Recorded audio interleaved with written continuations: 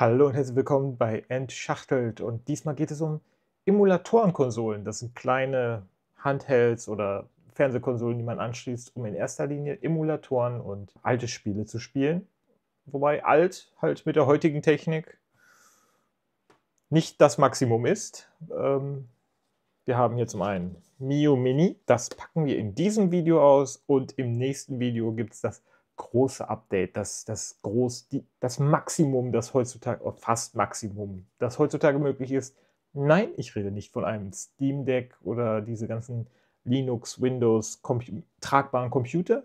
Das nicht, sondern eher so Switch-mäßig. Und zwar mit dem ein AYN, wie auch immer das ausspricht.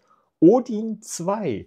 Nicht ganz neu, ist schon letztes Jahr, Ende letzten Jahres erschienen, aber immer noch High-End, was den chinesischen Emulatorenmarkt angeht. Basierend auf Android, der hier nicht.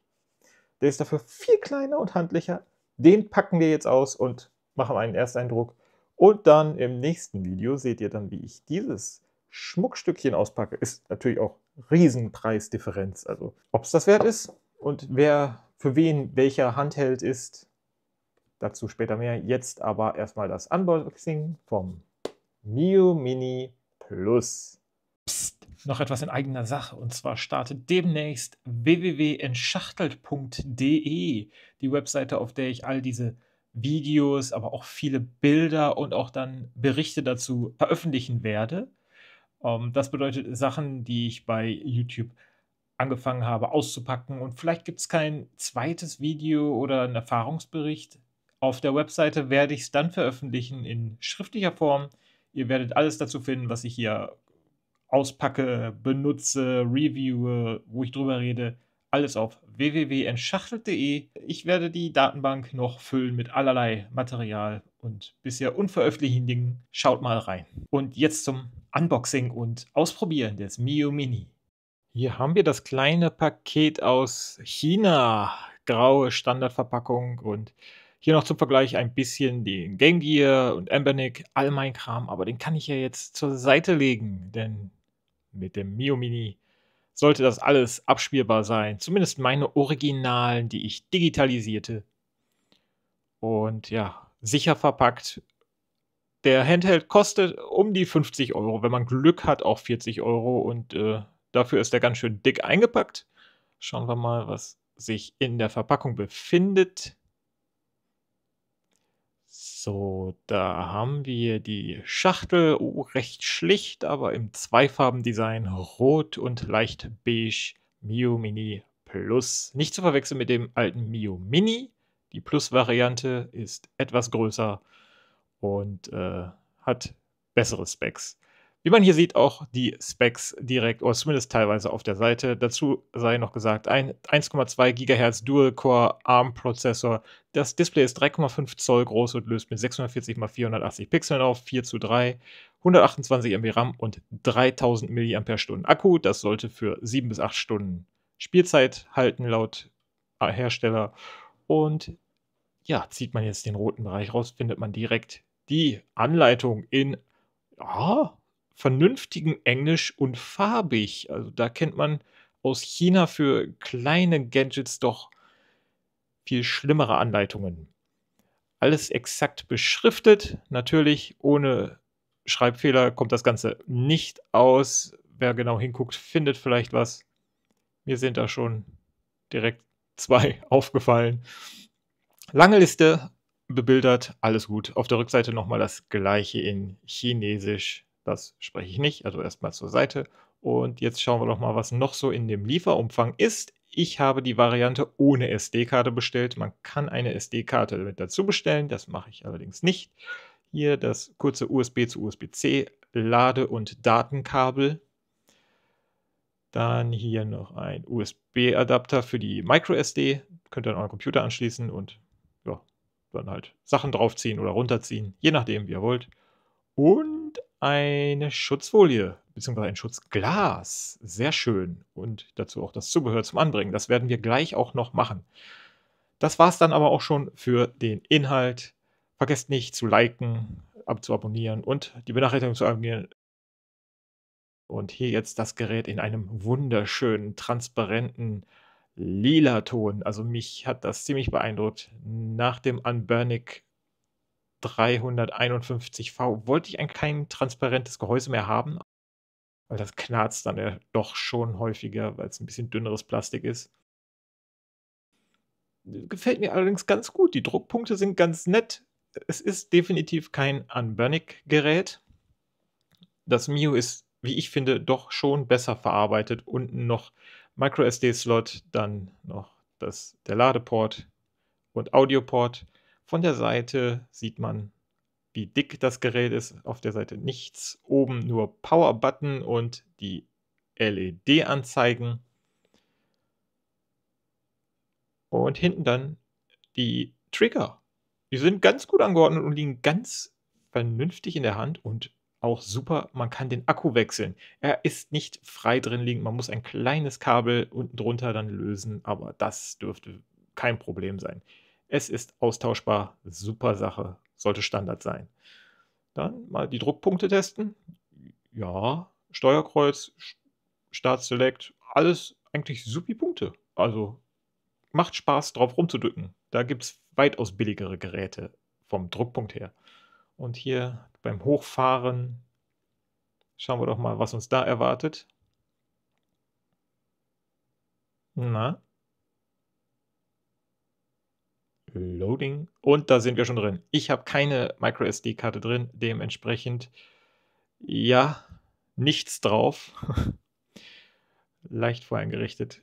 Aber man kann ja ein bisschen in den Einstellungen gucken. Power, Helligkeit. Es wird jetzt nicht super hell, muss man ehrlich sagen. Ich drehe mal runter.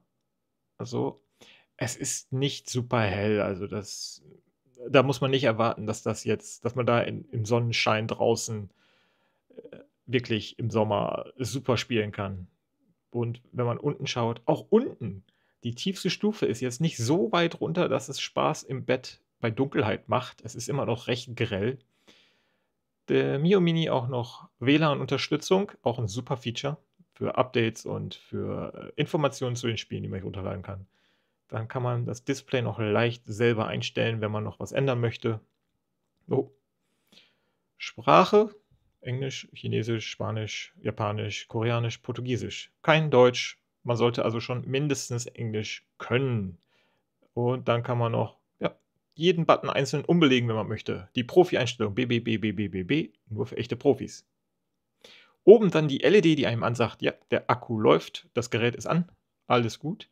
Und schaut euch dieses Lila an, dieses Transparente. Ist das nicht geil? Mm. Gefällt mir doch ziemlich, ziemlich gut.